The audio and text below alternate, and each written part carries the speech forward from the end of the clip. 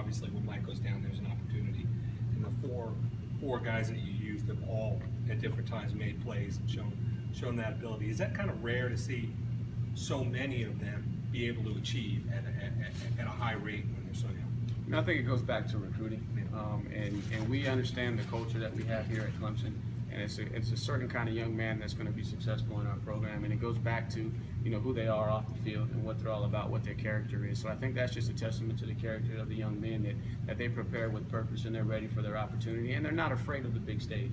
And I think with the way that high school football is nowadays and the amount of attention you get in recruiting and the big games that you play in at the high school level has prepared these guys to be ready to come in and transition. Yeah, obviously nobody wanted Mike to get hurt, but with that happening, would some of these guys not have gotten as many reps if Mike were in the mix game after game after game? I'd say that's probably a fair assessment. And then really just the type of games that we've played in. There's been some opportunities where we've been able to get some guys in there more than we have in the past. So I think it's just a combination of him being out, but then also we've had some situations where we've gotten ahead and had an opportunity to play those guys. When you're calling plays, do you feel like because of the weapons you have and the way some of these guys have grown up that we're talking about, that you feel like now you have an answer for whatever a defense throws out at you? Well, I wouldn't say I have all the answers, but it is refreshing to know that you don't have to change up your thought process depending upon who's in the game. And that's just a challenge we give those guys every week, that you got to be prepared because the system has answers built in, but it comes down to execution. And the way that the guys are executing makes it easier on all of us. And I'm not the only one that's calling the plays. There's Coach Scott, Coach Sweeney, Coach Streeter. All those guys are giving me suggestions throughout the course of the game. But it is good to be able to just kind of stay in a rhythm and not worry about who your personnel is.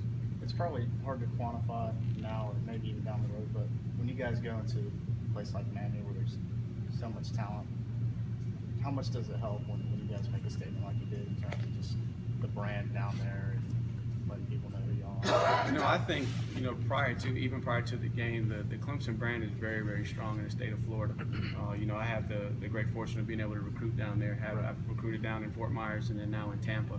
And when you walk into a school, because of the success that Sammy Watkins has had and the success that J. Ron and McKenzie are having, I think that brand is already strong down in South Florida. But to have a game like that, it gets everybody's attention. And there were a lot of guys that were reaching out after the game, just impressed with how our guys played. Tony, obviously one of the questions coming into the season was how well you and Jeff were going to perform in your new roles after what Chad was able to do here for so long. What kind of obviously you've answered some of that already. What kind of routine do you and Jeff have? Do you guys get together early on in the week, set things up and say, okay, this week you're doing this and I'm doing this, and we'll let it unfold from there? Yeah, we have a plan in place, and we stay consistent with the plan, regardless of the outcome of the game. And I'll focus a lot on the run game. Jeff will focus a lot on the passing game, and then Coach Streeter's been a tremendous help because he's been a coordinator for a long time, so he can kind of be our checks and balances. But we have a good working relationship, and we do a lot of things together, and not just myself and Jeff, but we include the entire staff. Because again, the more eyes that you have that understand what we're trying to get accomplished, that understand the plan, we're able to get to those answers whenever a defense poses something that we may not have seen on tape. Coach Sweeney's obviously the ultimate voice. I'm sure last year Chad was a voice on the headset who said when he said something, that was it.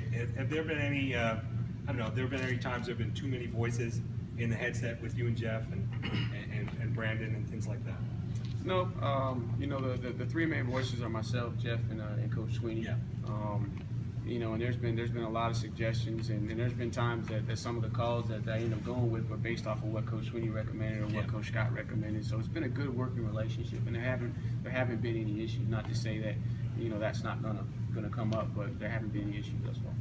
Was it the nature of the games earlier, or was the overall plan coming into the season gradually reintroducing Deshaun's run factor to the offense? Because it seems like over the last several weeks it's just gotten bigger and bigger and more effective. Well, I think the first couple of games, obviously wanted to get him back confident, in that knee, probably not run him as much. But then as we got into ACC play, we knew that he was going to have to give us that extra hat that the defense was trying to take away from us with his legs. So there was a little bit of reintroducing it, but now there's design, but a lot of it is based off of the system. You know, it may not be an exact quarterback call run, but it becomes a quarterback run because he manages the system so well, and he's able to see things, feel things, read the keys that we give him to read to be able to pull the ball and make us right. The long run, that was a read, wasn't it? That was a read. You know, it was a read. And his touchdown run, the second touchdown, well, his first touchdown run was a read as well. People once would say, It seems like there's a little bit more giddy up in him. Have you seen that coming? I mean, like 2 weeks ago, I don't know if you would necessarily see that. Have you seen that coming in him, though? That he had a little bit more burst to him, it looked like on Saturday. You know, he's a guy that needs reps, you know, and because he hadn't played as much football as the rest of the guys have, and I've noticed that in practice. He's practicing better. You know, he's earned the opportunity to get in there a little bit earlier. Still has a lot of things to learn, but he was excited about his opportunity to play. He looked fast running the ball, but now what he has to do is learn how to consistently do that in practice, and he can't just be a gamer. And he's learning that because there's so much competition in the room that you're going to go with the guys that practice the best. Not that he hasn't, you know, worked his tail off. You just got to learn how to be a consistent practice player. people once would say that Clemson was a one-half kind of team that only played one half of the game. What do you credit to that change to make it a full game kind of team? We're just playing to our standard, and we challenge the backups that if you get an opportunity to play late in the game, the standard doesn't change, and understanding that we got to play 60 minutes, that we got to be prepared to go out and finish games. So I think it's just the culture, the mindset of the young people, the culture that Coach Sweeney has established, that we play 60 minutes or however long it takes. And the guys are having a lot of fun. They're enjoying, you know, the opportunity to play. They like to play, and so I think it's just the overall culture of the program. Kind of alluded to it earlier, but do you guys address with the team the issues or I guess history y'all have had going to Raleigh the last couple of times? What's happening? Oh, they'll be made fully aware of and I know Coach Sweeney will do a great job, which he always does a great job. And I know offensively, I was here when we went up there, and I think we were undefeated going into that game. But they're a very good football team. Yeah. They're playing with a lot of confidence, and so they'll be reminded of that. But when they cut on the tape, it's like watching Boston College. I know from an offensive perspective, looking at the defense, you know, their attention is going to be gathered very quickly when they cut on the tape. What do you specifically remember about that loss? Oh man, we couldn't get out of our own way, and we gave them the momentum very early in the game, and we could never recover. That's what I remember the most about it. 2 years ago, did their guy step out of bounds? That's a trick question. That's another question. I thought you were on it. You might have seen that. I was on the opposite sideline, so I couldn't see that. But we understand too that you know, when we walked out of there, you know, last time that they played us well, and so there's a lot of different things. So you look at last year, the game kind of got out of hand, you know, pretty quickly. So they're gonna have a little chip on their shoulder. They're playing with a lot of confidence. They're playing at home. It's gonna be a great atmosphere. It's gonna be loud. So there's gonna be a lot of things that we got to get ready for. And nobody this week is going to mention Florida State. Yeah, let me tell you something. It's a one-game season, and in the locker room after the game, we told the guys enjoy it for 24 hours, but the season starts tomorrow. And that's what's been most impressive about these guys, especially offensively, is they just take it one game at a time. They don't look ahead to anybody. That game will take care of itself. But the most important game is we're you know, our goal is to win the division. And this is a division game, so we gotta, you know, we can't overlook anybody on our schedule, and we understand that everybody's going to be coming with their best, and anybody in our league is capable of beating us. So we got to focus on this week and this week on. So you saw what happened at Georgia Tech last week. I think there was another game that ended that exact same way on Saturday. As a coaching staff, do you guys ever get together and say, you know, maybe these long field goals are more, you know, they can be more hazardous to us than we think? Is there any discussion back and forth about, you know, trying 55, you know, 60-yard field goals at the end of games just because, you know, that's what we see? That'll be a discussion that Coach Sweeney and Coach Perry will have from a special team standpoint. You know, in our offensive unit, we'll talk, you know, briefly about it, but we don't focus as much. That's a game plan decision that Coach Sweeney and Coach Perry got to make. Talking about guys from NC State having a chip on their shoulder, I think maybe some of that comes from a lot of those guys were recruited by y'all. Maybe they didn't get an offer they wanted. Maybe they're looking.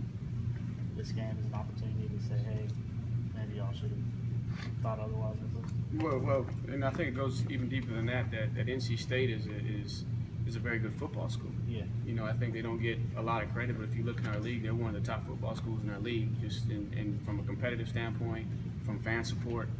So those guys have a great tradition, you know, going there. And then we did recruit a lot of those guys. But more importantly, everybody's going to be coming after Clemson, just because of the standard that Coach Sweeney's been able to set over the last several years with the brand of the Paw. So I think it's going to be a combination, a little bit of from a recruiting standpoint, but everybody wants to go knock off, you know, Clemson, and I think a lot of people circle our game on their schedule because of just the culture that Coach Sweeney has in place and just the way that our team plays. You know, a lot of guys want to come play us. NC First State is ranked third nationally in total defense. What stands out about what's enabled them to have success? Well, if you look at them compared to last year, they're playing with a lot of confidence. They're playing fast. I think defensive line is moving a lot better than last year. Number 4 looks to be their emotional leader. You know, he's playing at a high level. Their linebackers playing at a high level, and then their secondary. You know, they're playing a lot more man coverage, so they're able to try to make you one-dimensional. And if you're going to beat them, it's kind of like Boston College. You're going to beat us throwing the football. We're going to have enough hats around the box to stop the run. So they've had some success there. But they're just playing with a lot of confidence, and they look like they're moving a little bit better defensively. The first set of ratings that really count come out next week. Would you rather not go into this game knowing that somebody ranks you number 3 in the country? You know, to be honest with you, me personally, I don't read anything. I don't look at anything. I just focus on what I can control. Because, you know, some people are going to like it, some people are not going to like it. But the big thing for us is we can't worry about that. We got to make Monday, Tuesday, Wednesday, because that's why we've been successful, because of our approach and the way that we prepare.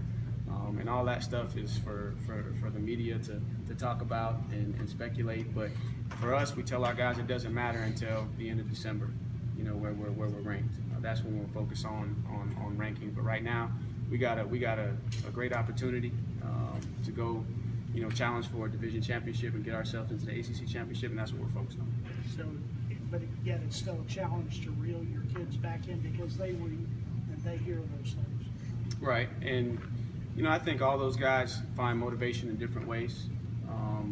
It'll be talked about in terms of, hey, this is what it is, this is where we're ranked, because obviously they're going to be reading about it. But in terms of, you know, having an opinion on where we should be, you know, we're not worried about that. We're just worried about, you know, preparing with purpose the way that we do. And if we take care of our business, then we'll have an opportunity in the end.